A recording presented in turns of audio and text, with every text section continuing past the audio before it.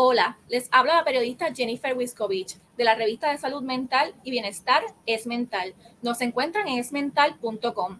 Hoy estaremos hablando sobre las adicciones a sustancias con el psiquiatra Raúl López, como parte de nuestra cobertura especial del mes de la salud mental. La adicción o el hábito de consumo de sustancias que generan dependencia psicológica o fisiológica es un problema de salud que tiene muchas caras. Va desde el uso de drogas ilegales fuertes como la heroína y la cocaína hasta el abuso de medicamentos y del alcohol. Y las consecuencias son graves para el paciente, para sus allegados y para la sociedad en general. Bienvenido, doctor. Buenas tardes. Sí, doctor López, comencemos por lo más básico. ¿Cuál es el estado de situación en cuanto a las adicciones en Puerto Rico en estos momentos?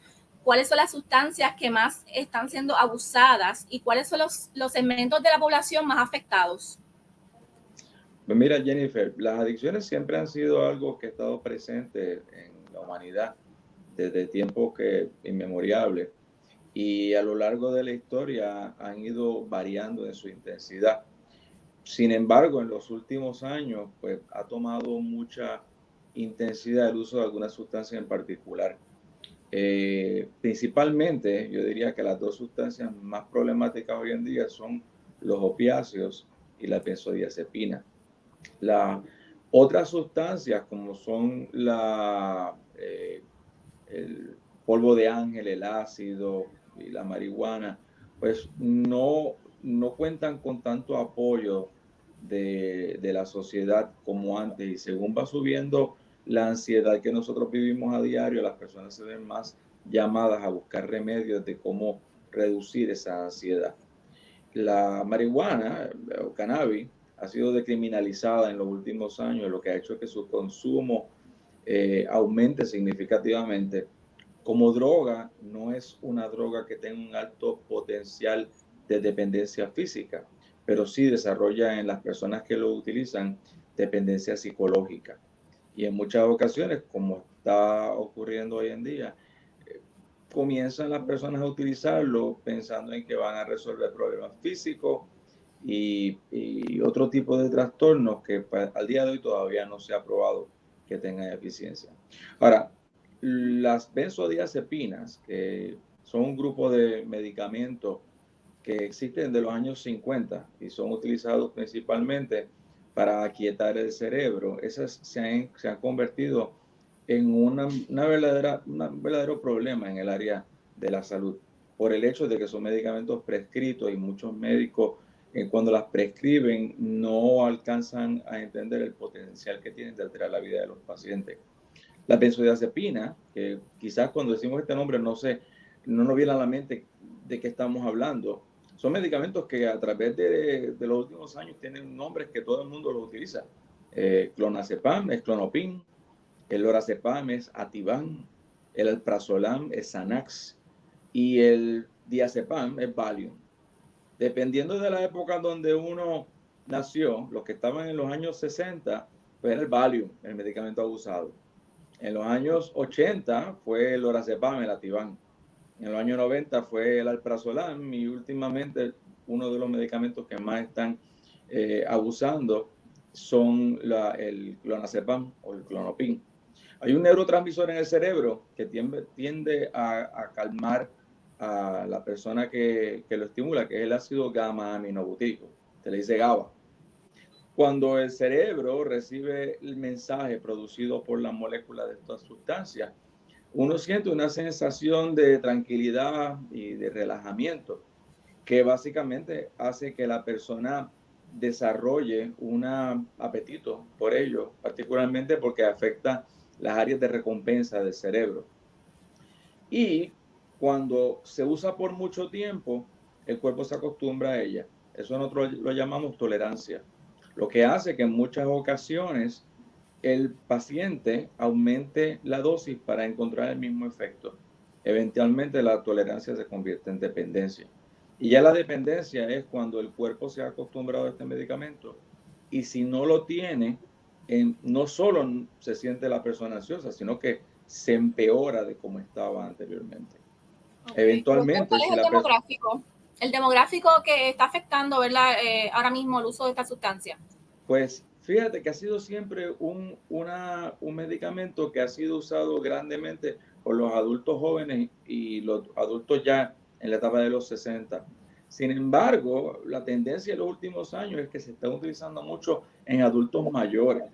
Y ahí no solo la dependencia y la adicción son un problema, sino que estos medicamentos en las personas mayores se acumulan, pueden producir caídas, pueden producir alteración en el patrón de sueño, porque pese a lo que se cree comúnmente, las dosis altas de benzodiazepina fracturan la arquitectura del sueño y la persona duerme pero no descansa. Y en muchas ocasiones, pues la tendencia es a coger la medicamento del vecino o algunos que le sobraron a uno de los familiares y entonces comienzan a utilizarla y en ocasiones hay pacientes que amenazan a los médicos para que le hagan recetas más y más grandes.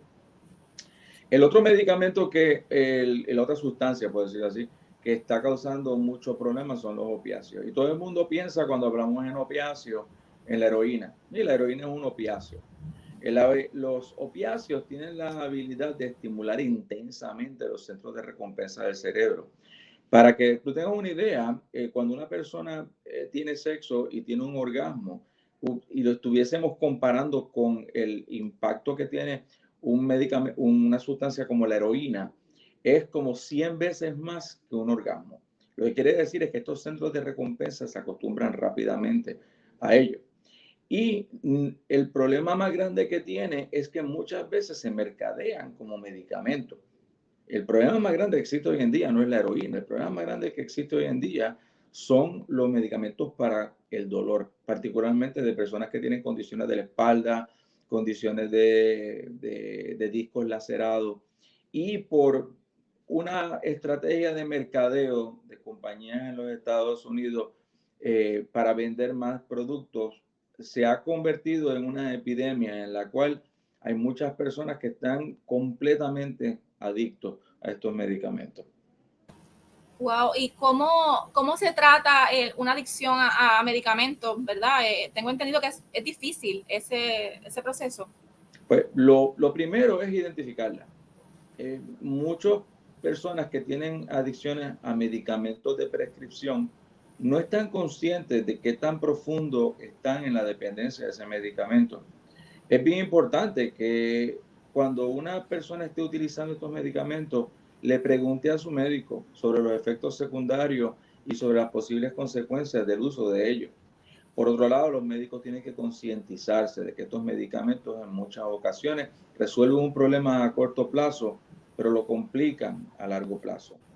Y ya una vez que la persona desarrolla un problema de adicción, las adicciones tienen dos componentes, uno psicológico y uno físico. Irónicamente, el físico es el más fácil de manejar. En el caso de las benzodiazepinas, lo que se utilizan son benzodiazepinas de larga duración y se le van titulando al paciente lentamente. Titularlas significa ir bajándolas en concentración hasta que la persona ya no está acostumbrada a ella. Retirarle la benzodiazepina, un Xanax o un Ativan a un paciente puede provocar convulsiones en este y hasta un paro respiratorio. Lo que quiere decir es que la adicción a las benzodiazepinas debe de ser tomada con mucho cuidado porque el pararlas de golpe puede representar un riesgo a la vida. En el caso de los opiáceos son 100 veces más adictivos de lo que son las benzodiazepinas. Y en muchas ocasiones los pacientes le tienen un terror horrible a dejar de utilizar ese medicamento porque el síndrome de retirada, aunque no es mortal y no tiene un riesgo mayor a la salud, es extremadamente desagradable. La persona que está en retirada de opiáceos tiene calambres abdominales, tiene sudoración profusa, dolor en el estómago, tiene pérdida de control de impulso, a veces sienten dolor de pecho y esa sensación los hace a ellos tener miedo de dejar de utilizar el medicamento. Usualmente lo que nosotros utilizamos es medicamentos que imitan opiáceo y entran en el mismo receptor, pero no producen la reacción de euforia. y se pueden controlar en dosis y se van bajando. Usualmente los más que se utilizan son la naloxona, que es un bloqueador de los opiáceos, la metadona. Y esto poco a poco tiene que ir acompañado de un programa de asesoramiento, porque la parte más importante es enseñar al paciente lo que tiene y cómo manejarlo a la larga. Y los grupos de apoyo, la familia, pues también son bien importantes, porque en muchas ocasiones los familiares, sin saberlo, rechazan al paciente y lo ponen en un estado emocional que lo hacen difícil de buscar ayuda y continuar el tratamiento. Así que cuando nosotros hablamos de rehabilitación, pues en el caso de los opioides, pues tenemos que comenzar con medicamentos, como la buprenorfina, la naloxona, que se le dan al paciente para que no sienta la sensación de retirada. Y después de esto empieza el trabajo grande, que es entrar en un programa de rehabilitación, entrar con un consejero en adicción, educar a los familiares y ayudar a esta persona a que busque actividades que lo alejen de esa adicción. En el caso de los pacientes envejecientes, él es un poquito más crítico, ya que muchos de estos pacientes envejecientes tienen dificultad para poder comunicarse y tienen dificultad para expresar sus necesidades. Y en este caso, los cuidadores deben de estar muy alerta de saber qué le está prescribiendo el médico o los médicos, porque muchos de estos pacientes lo tratan diferentes especialistas, un cardiólogo, un neurólogo, un psiquiatra.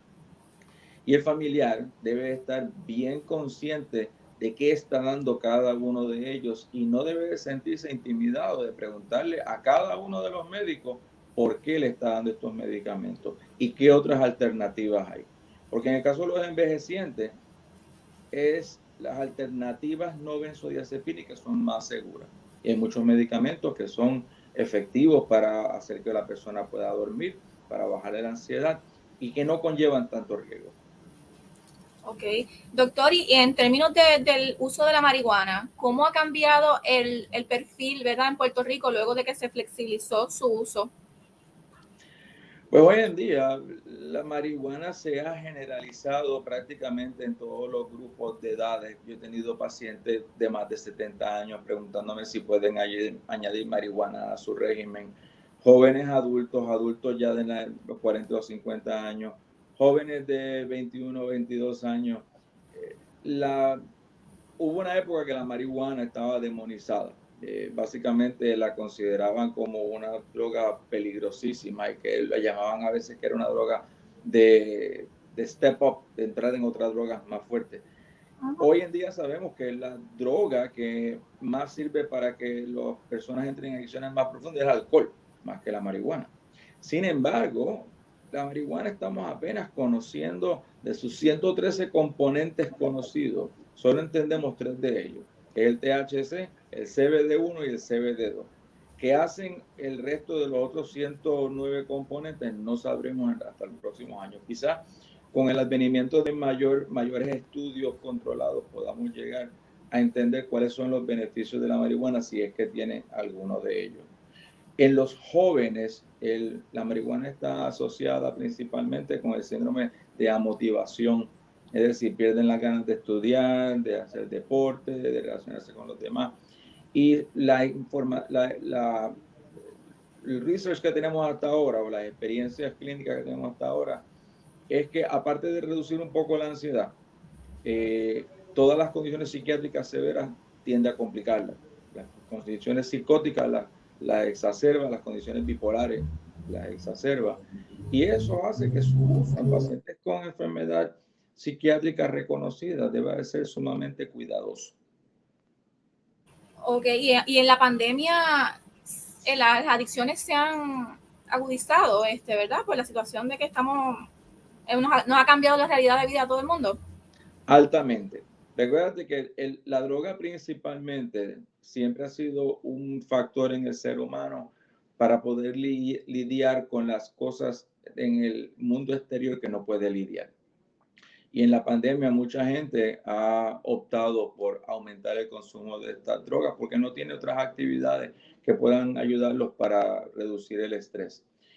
y hay muchas cosas que se pueden hacer, aun cuando uno esté encerrado en casa, para bajar el estrés, como el yoga, el ejercicio, la meditación orientada, que pueden proveer un efecto similar al que producen estos medicamentos sin corrernos tanto riesgo. Esa misma línea, ¿verdad, doctor? Algunas otras recomendaciones que quiera darles a las personas que sienten que sus vidas están siendo afectadas por una adicción en estos momentos, sea porque padecen de una enfermedad o porque tienen algún ser querido atravesando por la situación. Que busquen ayuda. Hoy existen tratamientos sumamente efectivos que han reducido el recidivismo de personas que tienen trastornos de adicción a niveles bien bajos. Hay medicamentos bien efectivos que hacen que el dejar una sustancia como esta sea mucho más fácil. Y obviamente la rehabilitación, la psicoterapia, el manejo, el aprender a manejar los problemas que causan ansiedad con estrategias de vida y no con una sustancia que posiblemente provee un rato de tranquilidad, pero en cuanto pasa su efecto, uno vuelve otra vez a la misma realidad que en el principio causó que entrara a utilizar estos medicamentos. Gracias al doctor López por estar con nosotros hoy para hablar de este importante tema. Hasta la próxima. Un placer, Jennifer. Buenas tardes.